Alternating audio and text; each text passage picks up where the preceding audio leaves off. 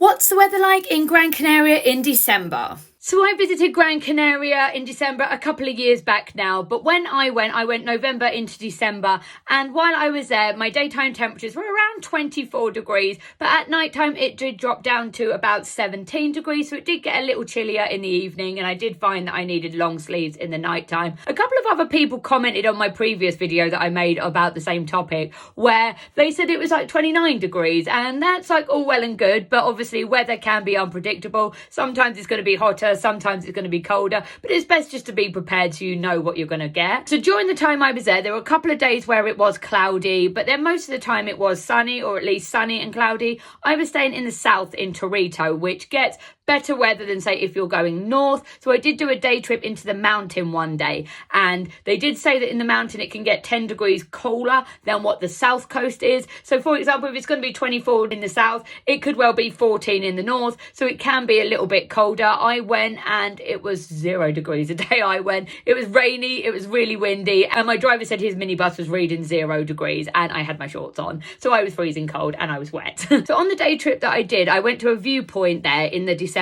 and you can see in the photo that I've got my hoodie on. I went to the same viewpoint this year in July, and I didn't need a hoodie. It is a little bit colder if you do go in winter, but if you're going to be staying on the beaches, it should be fine. In the mornings, I did find it was a little bit too cold to swim, but by the time that the sun came up and it was around lunchtime, it was warm enough to, say, go in the pool. But I did find that, say, early morning and then into the evening, you didn't really want to be around the pool anymore. It was more like in the middle of the day when it was the hottest. But considering how far south the Canaries are compared to the rest of Europe, if you are after winter sun, this is the guaranteed place to get warmth compared to the rest of Europe. So the Canaries would be the best for a winter break if you are looking for somewhere short haul.